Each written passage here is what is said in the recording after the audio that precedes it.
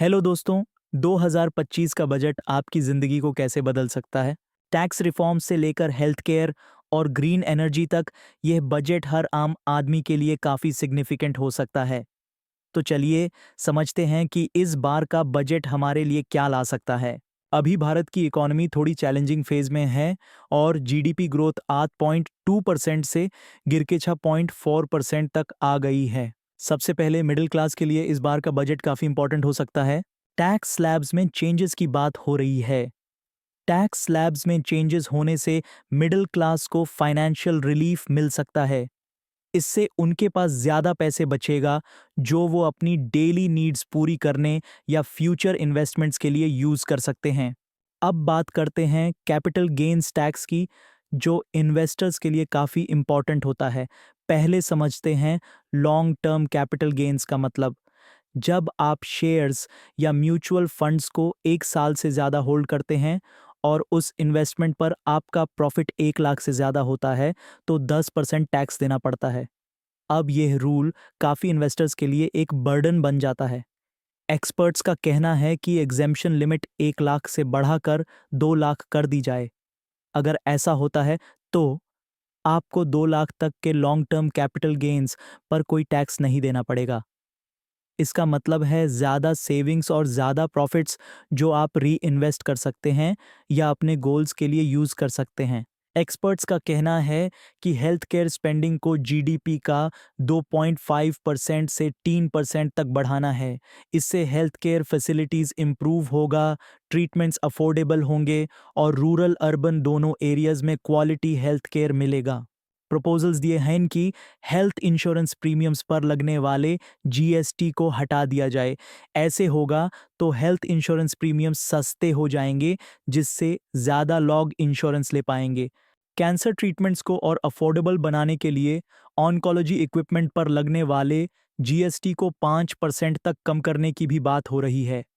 इससे कैंसर का इलाज करवाना ज़्यादा एक्सेसिबल और बजट फ्रेंडली हो सकता है। अब बात करते हैं इलेक्ट्रिक व्हीकल्स की। ईवी बैटरीज और चार्जिंग सर्विसेज पर जो 18% जीएसटी लग रहा है, उससे 5% तक लाने की डिमांड हो रही है। इससे ईवीज अफोर्डेबल हो सकेंगे और लोग ज़्यादा इन्वेस्ट करेंगे।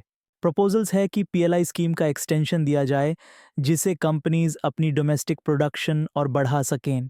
इससे न सिर्फ हमारी लोकल मैन्युफैक्चरिंग को फ़ायदा होगा, बल्कि इंपोर्ट पर हमारी डिपेंडेंस भी कम होगी।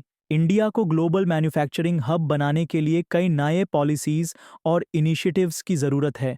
अगर ये पॉलिसीज़ इम्प्लीमेंट होती हैं, तो नए जॉब्स क्रिएट होंगे और फॉरेन इन्वेस्टमेंट्स अट्रैक्ट करने में मदद मिलेगी। इससे हमारी मैन्युफैक्चरिंग सेक्टर को बूस्ट मिलेगा और ग्लोबल मार्केट्स में इंडिया की पोजीशन मजबूत होगी। इसका डायरेक्ट फायदा देश की इकोनॉमिक ग्रोथ और एम्प्लॉयमेंट जनरेशन को होगा।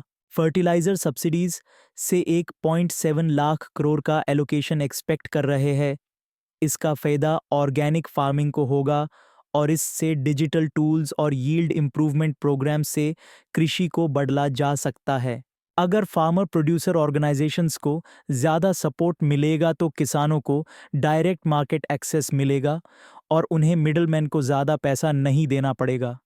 इससे फार्मर्स की बार्गेनिंग पावर बढ़ेगी और उनका इनकम भी इम्प्रूव होगा। ये रूरल इकोनॉमी के लिए भी एक पॉजिटिव स्टेप होगा। आर्टिफिशियल इंटेलिजेंस स्टार्टअप्स को डेडिकेटेड फंड्स और स्किल बिल्डिंग प्रोग्राम्स मिलने से इंडिया का एआई इकोसिस्टम ग्रो करेगा और कंट्री को ग्लोबल एआई लीडर बनने का चांस मिलेगा। एआई स्टार्टअप्स को फाइनेंशियल सपोर्ट मिलने से नए इनोवेशंस और टेक्नोलॉजीज को डेवलप करने में मदद मिलेगी। डिजिटल पेमेंट्स को प्रमोट करने के लिए इंसेंटिव्स दिए जा सकते हैं।